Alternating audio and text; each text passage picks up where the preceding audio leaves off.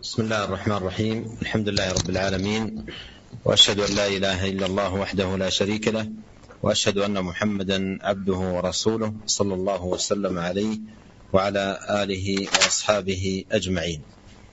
أما بعد، أيها المستمعون الكرام، قال المصنف الإمام المجدد شيخ الإسلام محمد بن عبد الوهاب رحمه الله تعالى في كتابه التوحيد: باب فضل التوحيد وما يكفر من الذنوب. هذه الترجمة أيها الإخوة الكرام عقدها رحمه الله تعالى لبيان فضائل التوحيد الكثيرة ومنافعه العظيمة وعوائده الكريمة على أهله في الدنيا والآخرة. فقوله فضل التوحيد أي فضائل التوحيد، لأن هذا من إضافة المفرد وهي تفيد العموم. ففضائل التوحيد كثيرة جدا، ومن هذه الفضائل أنه يكفر الذنوب، ولهذا فإن عطفه ما يكفر من الذنوب على فضل التوحيد من عطف الخاص على العام، لأن من جملة فضائل التوحيد أنه يكفر الذنوب، وهي فضيلة عظيمة من فضائل التauhid. Bismillahirrahmanirrahim. Alhamdulillah, segala puji dan syukur kita panjatkan kehadirat Allah Subhanahu wa taala. Semoga salawat dan salam senantiasa tercurahkan kepada suri teladan kita, junjungan kita Nabi Muhammad sallallahu alaihi wasallam. Para pemirsa yang dirahmati oleh Allah Subhanahu wa taala, Al-Imam Muhammad bin Abdul Wahhab Al-Mujaddid berkata dalam kitabnya, kitab Tauhid, bab fadlu tauhid wa ma yukaffiru minadz-dzunub. Bab tentang keutamaan tauhid dan bagaimana tauhid menghancurkan atau menggugurkan dosa-dosa. Tauhid menggugurkan dosa-dosa. Para pemirsa yang dirahmati oleh Allah Subhanahu wa taala, judul bab ini dibawakan oleh Syekh Muhammad bin Abdul Wahhab rahimahullahu ta'ala untuk menjelaskan bahwasanya keutamaan tauhid sangatlah banyak dan manfaat-manfaatnya sangat agung yang kembali kepada para pemilik tauhid. Orang-orang ahlu tauhid, mereka akan mendapatkan keutamaan yang sangat banyak dan juga akan mendapatkan manfaat yang sangat banyak di dunia, terlebih-lebih lagi di akhirat.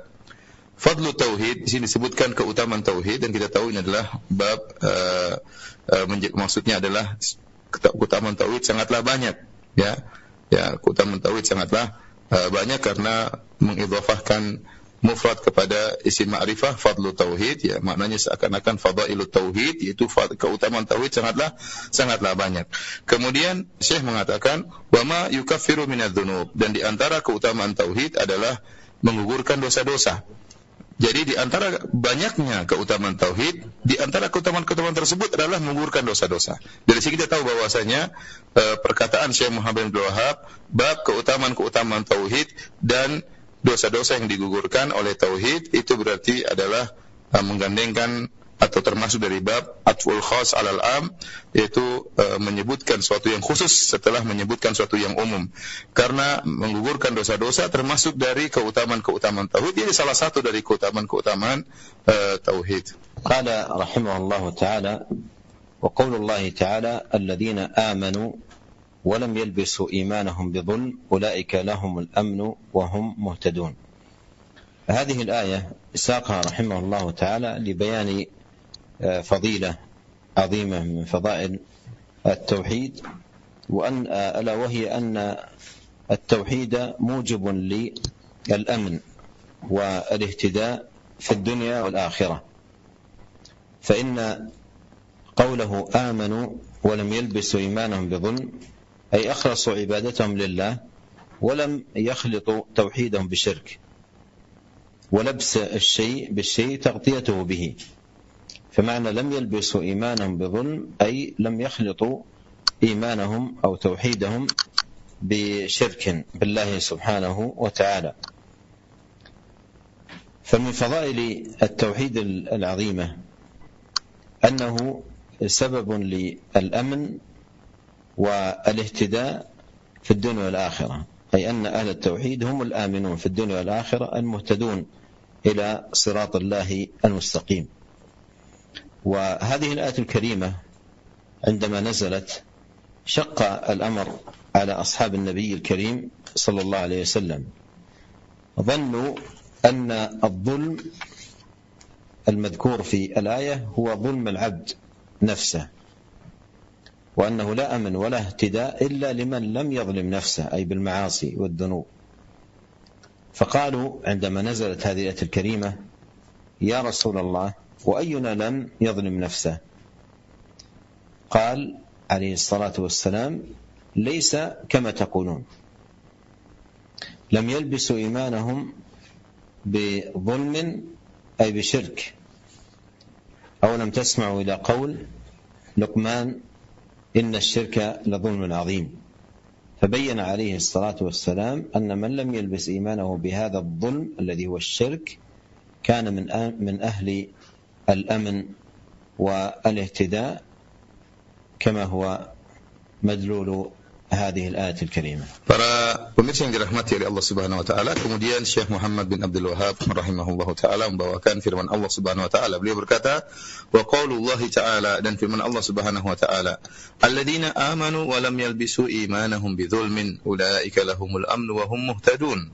Dan orang-orang yang beriman dan tidak mencampurkan keimanan mereka dengan kezaliman, maka mereka itulah orang-orang yang mendapatkan keamanan, dan mereka itulah orang-orang yang mendapatkan petunjuk.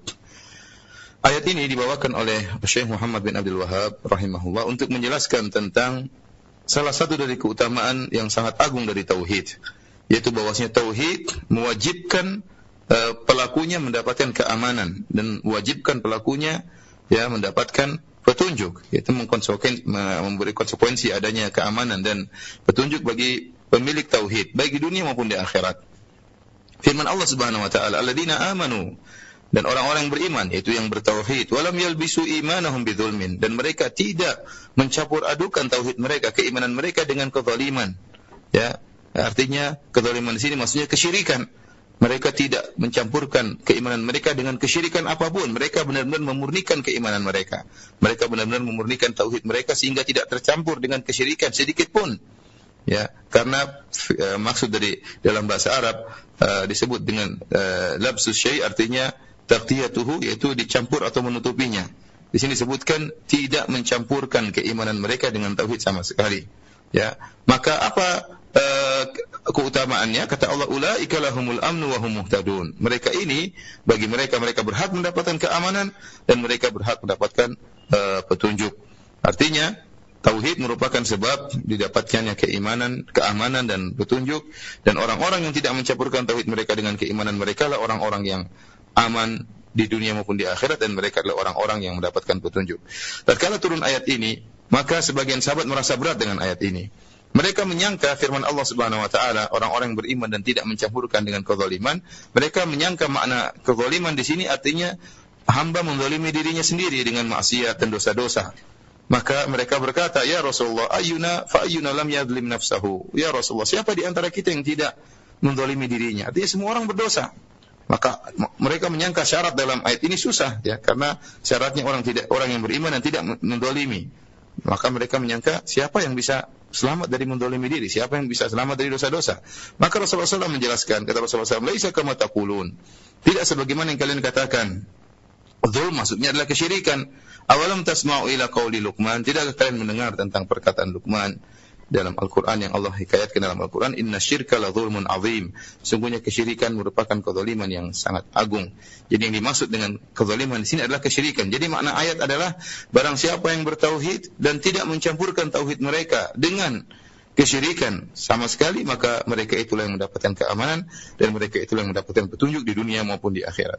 Qala al-musannif rahimahullah an Ubadah bin As-Samit radhiyallahu anhu قال رسول الله صلى الله عليه وسلم من شهد أن لا إله إلا الله وحده لا شريك له وأن محمدا عبده ورسوله وأن عيسى عبد الله ورسوله وكلمته ألقاها إلى مريم وروح منه والجنة حق والنار حق أدخله الله الجنة على ما كان من العمل أخرجه.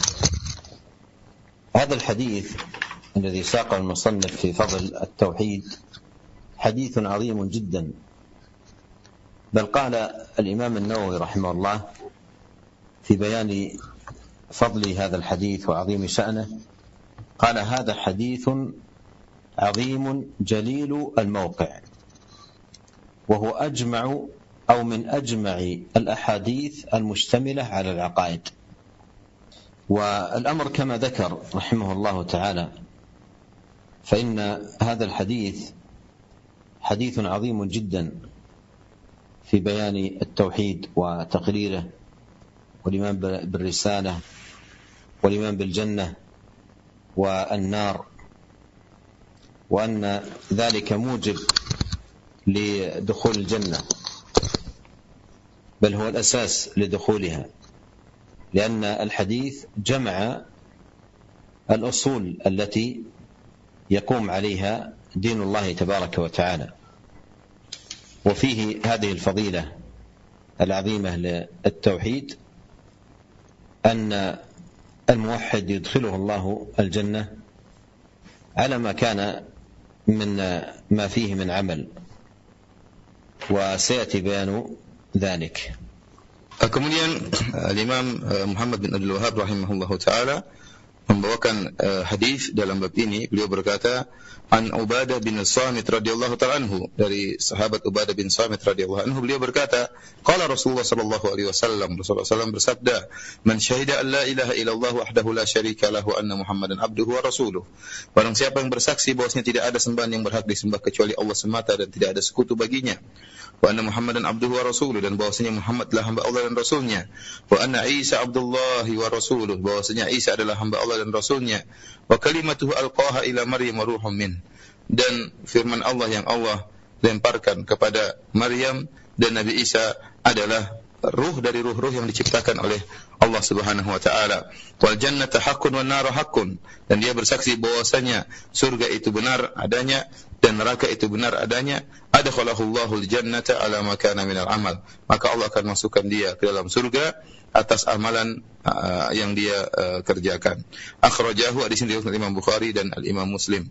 Para pemirsa yang dirahmati oleh Allah Subhanahu wa taala, hadis ini dibawakan oleh penulis yaitu Syekh Muhammad bin Wahhab rahimahullahu taala untuk menjelaskan tentang keutamaan tauhid, dan ini merupakan hadis yang sangat agung. Sampai-sampai Al-Imam Nawawi rahimahullah tatkala menjelaskan akan keagungan hadis ini, beliau berkata, hadza haditsun 'azimun jalilul mawqi' huwa min ajma'al ahadits al-mustamilah 'alal aqaid. Kata beliau bahwasanya ini adalah hadis yang sangat agung, yang sangat mulia, dan dia termasuk hadis yang paling mengumpulkan tentang permasalahan-permasalahan akidah. Ini perkataan Imam Nawawi, dan benar perkataan beliau rahimahullahu taala. Kenapa? Karena hadis ini hadis yang sangat agung. Dalam hadis ini disebutkan perkara-perkara penting dalam tauhid, tentang tauhid kepada Allah, tentang risalah kenabian Rasulullah sallallahu alaihi wasallam, tentang Nabi Isa alaihi salam, tentang beriman adanya surga, adanya neraka, dan keimanan terhadap perkara ini seluruhnya merupakan sebab untuk memasukkan seorang ke dalam surga. Ya, bahkan dia merupakan landasan untuk seorang bisa masuk dalam surga. Oleh karenanya di sini menjelaskan bahwasanya agama Islam atau tauhid dibangun di atas pondasi ini. Ya, dan dalam hadis ini dijelaskan tentang keutamaan tauhid, yaitu bahwasanya seorang muwahhid, seorang yang bertauhid akan dimasukkan oleh Allah Subhanahu wa taala dalam surga Allah Subhanahu wa taala bagaimanapun amalannya. Nanti akan kita jelaskan makna dari hadis ini. Qauluhu alaihi salatu wassalam في هذا الحديث من شهد أن لا إله إلا الله وحده لا شريك له. المراد بالشهادة أن يتكلم بهذه الكلمة العظيمة المباركة، كلمة التوحيد، مع العلم بمعناها والعمل بما تقتضيه ظاهرا وباطنا. وذلك أيها الإخوة المستمعون الكرام أن الشهادة تقتضي العلم بالمشهود به، فلو كانت عن غير علم لم تكن شهادة، لأن الله سبحانه وتعالى يقول إلا من شهد بالحق وهم يعلمون. وتقتضي أيضا الشهادة الصدق، بأن يكون ما قاله بلسانه مطابق لما قام في قلبه. وتقتضي العمل بذلك ليكون من أهل هذه الكلمة التي شهد بها حقا وصدقا. وبهذا يعلم معاشر المستمعين الكرام أنه لا بد في الشهادة من هذه الأمور الثلاثة: العلم والعمل والصدق. وبالعلم ينجو من طريقة النصارى الذين يعملون ولا يعلمون، وبالعمل ينجو من طريقة اليهود الذين يعلمون ولا يعملون، وبالصدق ينجو من طريقة المنافقين الذين يظهرون ما لا يبطنون. وقوله في هذا الحديث وحده لا شريك له، هذا تأكيد لركني التوحيد، وهما النفي والإثبات: لا إله إلا الله. فإن قوله وحده تأكيد للإثبات، وقوله لا شريك له تأكيد للنفي.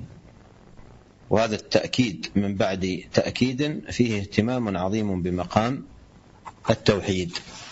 Para pemirsa yang dirahmati oleh Allah Subhanahu wa taala, adapun penjelasan hadis Ubadah bin Samit radhiyallahu ta'ala anhu, sabda Nabi sallallahu alaihi wasallam, "Man syahida an la ilaha illallah." Barang siapa yang bersaksi bahwasanya tidak ada sembahan yang berhak disembah melainkan Allah Subhanahu wa taala.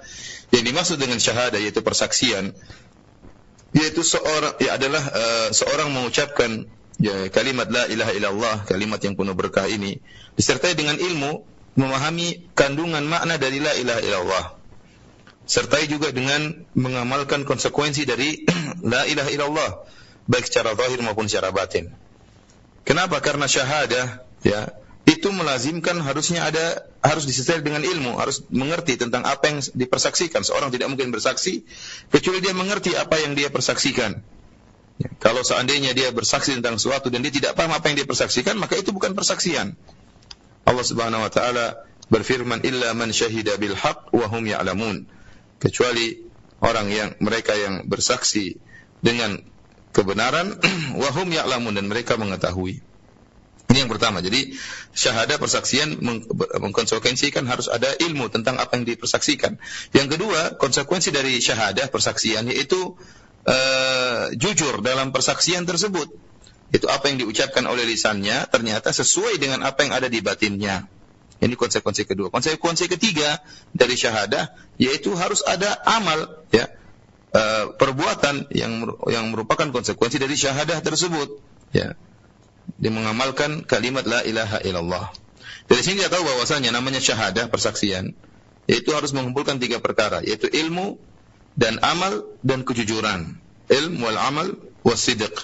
Dengan adanya ilmu, maka seorang akan selamat dari jalannya orang-orang Nasara yang mereka semangat beribadah namun tidak punya ilmu, sehingga mereka terjerumus dalam berbagai macam kesesatan. Dan dengan amal, mengamalkan tauhid, maka seorang akan terselamatkan dari jalannya orang-orang Yahudi yang mereka memiliki banyak ilmu namun mereka tidak mengerjakan tidak mengerjakan ilmu mereka, tidak mengamalkan ilmu mereka. Dan dengan as-sidq, dengan kejujuran, maka seorang akan terselamatkan dari jalan-jalan orang-orang munafik yang lisan mereka tidak sesuai dengan isi batin mereka. Kemudian sabda Nabi SAW, wahdahu la syarikalah. Barang siapa bersaksi bahwasanya tidak ada sembahan yang berhak disembah kecuali Allah semata dan tidak ada syarikat baginya. Ini adalah takkid, penekanan terhadap 2 rukun tauhid. 2 rukun tauhid adalah nafyu wal isbat, penafian dan penetapan dari kalimat la ilaha illallah. La ilaha illallah, artinya tidak ada Tuhan yang berhak disembah kecuali Allah. Tidak ada penafian dan penetapan. Wahdahu, ini takkid untuk penetapan, artinya hanya Allah yang berhak disembah. Kemudian la syarikalah, tidak ada syarikat baginya, merupakan penekanan terhadap penafian, bahwasanya yang disembah tidak boleh selain Allah Subhanahu wa taala, tidak ada syarikat dan tidak ada sekutu baginya. Wa qawluhu sallallahu alaihi wasallam fi hadzal hadits wa anna Muhammadan 'abduhu wa rasuluhu, fihi الشهادة للرسول الكريم صلوات الله وسلامه عليه بالعبودية والرسالة، ولا بد أن تكون هذه الشهادة بصدق ويقين، وتقتضي هذه الشهادة اتباع هذا النبي عليه الصلاة والسلام، وتعظيم أمره، والانتهاء عما نهى عنه صلوات الله وسلامه عليه. وأتى بهاتين الصفتين للنبي عليه الصلاة والسلام عبده ورسوله، جمع بينهما دفعا للإفراط والتفريط، دفعا للإفراط والتفريط، لأن قوله عبد الله هذا فيه الإيمان بعبوديته، والعبد لا يعبد. وقوله ورسوله الإيمان برسالته، والرسول يطاع ويتبع. Kemudian Rasulullah SAW bersabda dalam hadisnya, wa anna Muhammadan abduhu wa rasuluh, dan bersaksi bahwasanya Muhammad adalah hambanya, hamba Allah dan Rasulnya. Di sini ada syahadah, persaksian terhadap tentang Rasulullah SAW, Rasul yang mulia, bahwasanya beliau adalah hamba Allah dan beliau adalah utusan Allah Subhanahu Wa Taala. Dan persaksian ini tentunya ya harus disertai dengan kejujuran dalam persaksian dan keyakinan.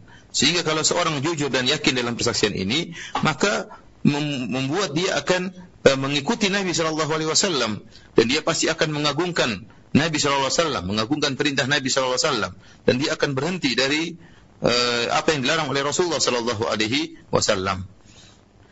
Para mirsa yang dirahmati oleh Subhanahu Wa Taala, dan dalam hadis ini Rasulullah SAW mengumpulkan dua sifat Nabi SAW, yaitu sifat pertama abduhu, dan sifat yang kedua rasuluhu. Sifat bahwasanya Muhammad adalah hamba Allah, dan sifat yang kedua adalah Muhammad adalah utusan Allah. Kenapa? Dalam rangka untuk membantah sikap ifrat dan tafrid, yaitu sikap berlebih-lebihan dan sikap kasar terhadap Nabi SAW, atau kurang terhadap pengagungan terhadap Nabi SAW. Karena perkataan Nabi SAW bahwasanya Muhammad adalah hamba Allah, ya, ini menunjukkan bahwasanya kita harus beriman bahwasanya beliau seorang hamba ciptaan Allah Subhanahu Wa Taala, maka tidak boleh diibadahi, tidak boleh disembah. Dan kita berkata rasuluhu, Muhammad adalah utusan Allah, berarti kita yakin bahwasanya Muhammad ini diutus oleh Allah Subhanahu Wa Taala, maka harus ditaati dan harus diikuti. Wa qawluhu wa anna Isa Abdullah wa rasuluhu wa kalimatuhu alqaha ila Maryam wa ruhun min. Fihi hadhihi ash-shahada لعيسى عليه السلام بأنه عبد الله ورسوله. والعبد لا يعبد، والرسول يطاع ولا يكذب.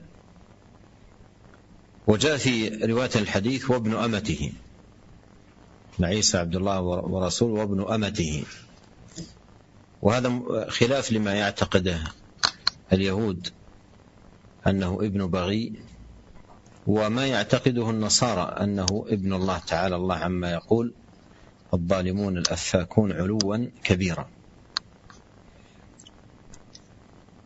وهذا أمر يبرأ منه المسلم وتبرأ منه أمة الإسلام، وهي أمة وسط. كذلك جعلناكم أمة وسطا، أي لا غلو ولا جفاء. وقوله وكلمته ألقاها إلى مريم وروح منه، كلمته هذا كما قال الله سبحانه وتعالى إن مثل عيسى عند الله كمثل آدم خلقه من تراب ثم قال له كن فيكون. فالمراد بكلمته أي كلمة كن. وسمي كلمة عليه السلام لكونه وجد بهذه الكلمة، فليس هو كن عليه السلام، ولكنه بكن هذه الكلمة كان. وعيسى روح منه، أي من الله، أي من الأرواح التي خلقها الله، وأضاف هذه الروح إليه تشريفا لها. وهذه عقيدة أهل الإسلام في عيسى عليه الصلاة والسلام. Kemudian sabda Nabi SAW, wa anna Isa Abdullahi wa rasuluhu wa kalimatuhu alqaha ila Maryam wa ruhum min. Bahwasanya Isa adalah hamba Allah dan rasulnya, dan kalimat Allah yang Allah lemparkan ke Maryam, dan Isa adalah ruh dari ciptaan Allah Subhanahu wa taala. Para pemirsa yang dirahmati oleh Allah Subhanahu wa taala, ini merupakan persaksian yang agung terhadap Nabi Isa alaihissalam, bahwasanya beliau adalah hamba Allah dan Rasulnya. Dan kita tahu namanya hamba tidak boleh disembah dan Rasul harus ditaati. Ya, dalam lafal sebagian riwayat hadis disebutkan ibnu amatihi, bahwasanya Nabi Isa adalah putra dari hamba Allah Subhanahu wa taala, dari ibunya, ya, hamba perempuan ciptaan Allah Subhanahu wa taala. Dan ini menyelisih apa yang diyakini oleh orang Yahudi. Kenapa orang Yahudi mereka mencaci maki Nabi Isa, mereka mengatakan Nabi Isa adalah ibnu baghi, anak seorang wanita pezina. Dan sebaliknya orang-orang Nasara mereka berlebihan kepada Nabi Isa dan mereka mengatakan ibnullah. Nabi Isa adalah putra Allah Subhanahu wa taala. Dan kita tahu seorang muslim berlepas diri dari akidah yang rusak seperti ini. Demikian juga umat Islam berlepas diri dari akidah yang keliru seperti ini, karena umat Islam adalah umat yang tengah. Wa kadzalika ja'alnakum ummatan wasata. Dan kemudian demikianlah kami jadikan kalian sebagai umat yang tengah, yaitu umat yang tidak ada gulu dan tidak ada jafa, tidak berlebih-lebihan dan juga tidak kasar atau ngawur atau kurang dalam menjunjung Nabi Isa alaihissalam. Kemudian sabda Nabi SAW, wa kalimatuhu alqaha ila Maryam. Dan Nabi Isa adalah kalimat Allah, firman Allah yang Allah lemparkan kepada Maryam ibunya. Ya, ini sama seperti firman Allah Subhanahu wa taala, "Inna mathala Isa 'indallahi kamathali Adam, khalaqahu min turabin tsumma qala lahu kun fayakun." Allah berfirman dalam Al-Qur'an, sungguhnya perumpamaan Isa sama seperti perumpamaan Nabi Adam alaihissalam. Khalaqahu min turab, Allah ciptakan Nabi Adam dari tanah, kemudian tsumma qala lahu kun fayakun. Kemudian Allah berkata kepada tanah tersebut, "Kun, jadilah engkau, fayakun," maka jadilah Nabi Adam alaihissalam. Jadi kalimat sini maksudnya adalah kalimat kun. Jadi Nabi Isa alaihissalam disebut dengan sebuah kalimat. Kenapa? Karena Nabi Isa tercipta dengan kalimat Allah, firman Allah, kun. Jadi, maka jadilah. Bukanlah Nabi Isa adalah kalimat kun, bukan. Tetapi Nabi Isa terjadi karena firman Allah, kun. Maka jadilah Nabi Isa alaihissalam. Diciptakan oleh Allah Subhanahu wa taala. Kemudian wa ruhum min. Dan Nabi Isa adalah ruh dari Allah Subhanahu wa taala. Maksudnya adalah dari ruh-ruh yang diciptakan oleh Allah Subhanahu wa taala. Akan tapi Allah menyebutkan ruhum min, ruh dari Allah. Allah idhafahkan ruh Nabi Isa, Allah sandarkan ruh Nabi Isa kepada Allah Subhanahu wa taala dalam rangka untuk memuliakan ruh Nabi Isa alaihissalam. Dia di antara ruh yang mulia yang Allah ciptakan, yang kemudian Allah tiupkan kepada Nabi Isa alaihissalam. Inilah akidah ahlul Islam, akidah orang-orang Islam yang tentang Nabi Isa alaihissalam, yang jauh dari sikap berlebihan maupun sikap kurang atau sikap kasar. Wa qawluhu alaihi salatu wassalam wal jannatu haqq wa an-naru haqq, fihi الإيمان بالجنة التي أخبر الله عنها في كتابه، وأخبر سبحانه وتعالى أنه قد أعدها لعباده المتقين وأولئك المقربين، والإيمان بكل ما جاء في الكتاب والسنة من أوصاف نعيم الجنة، أنهارها وأشجارها وحورها وغلمانها وغير ذلك، وأن ذلك كله حق لا ريب فيه. وهذه عقيدة ثابتة في قلب المؤمن، وهذه العقيدة تثمر رغبة عظيمة في أن يكون من أهل هذه الجنة يوم لقاء الله سبحانه وتعالى.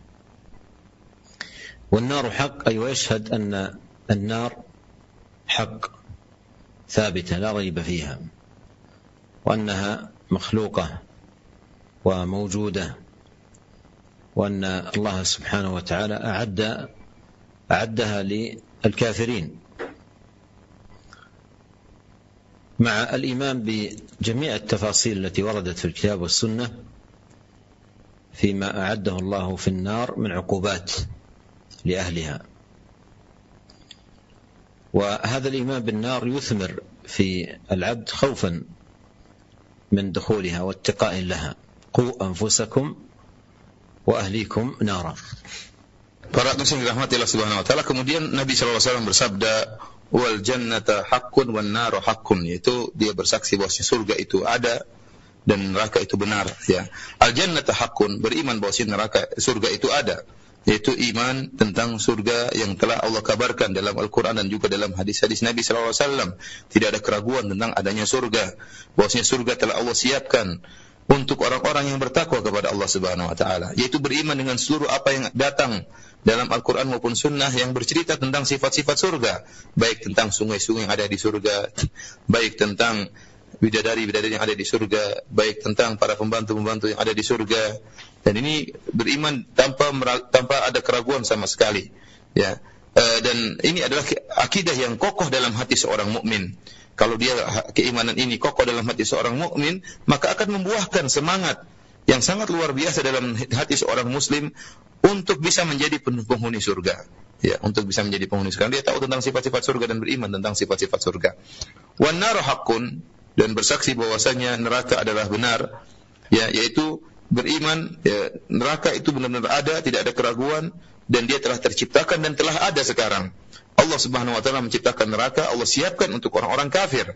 Ya, demikian juga beriman tentang seluruh sifat-sifat, ya, yang terperinci yang datang dalam Al-Qur'an dan Sunnah, seperti model-model hukuman yang Allah berikan kepada penghuni neraka Jahannam, ya, dan macam-macamnya. Dan ini akan menimbulkan rasa takut dalam diri seorang hamba, tidak ingin menjadi penghuni neraka Jahannam. Allah Subhanahu wa taala berfirman, "Ya ayyuhalladzina amanu qu anfusakum wa ahlikum nara." Wahai orang yang beriman, jagalah diri kalian dan jagalah keluarga kalian jangan sampai terjerumus dalam neraka Jahannam. وقوله في تمام هذا الحديث أدخله الله الجنة على ما كان من العمل، أي على ما كان فيه من عمل، سواء كان العمل تاما صالحا أو فيه تقصير وذنوب، فإن هذه الحسنة العظيمة، حسنة التوحيد والإيمان، لها أثرها العظيم في الميزان يوم القيامة، وصاحبها يدخل الجنة، صاحب التوحيد يدخل الجنة، إما أن يكون دخوله لها دخولا أوليا من أول وهلة، وذلك إذا كان سالما من الذنوب، أو أن يكون صاحب ذنوب وكبائر ولقي الله مصرا عليها، فهو بين أمرين، إما أن يعفو الله عنه فيدخله الجنة، أو أن يجازيه الله سبحانه وتعالى على ذنوبه، ثم أيضا يكون من بعد ذلك دخوله الجنة. وعلى كل ففي ذلك فضل التوحيد.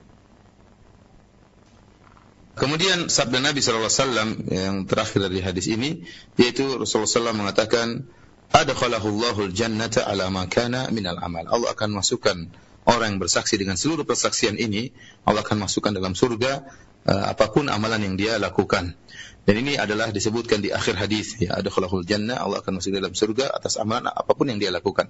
Artinya seorang muwahhid kalau dia telah bertauhid, maka dia akan masuk surga. Apakah amalannya sempurna, amalan soleh, ataupun amalannya kurang dan disertai dengan dosa-dosa.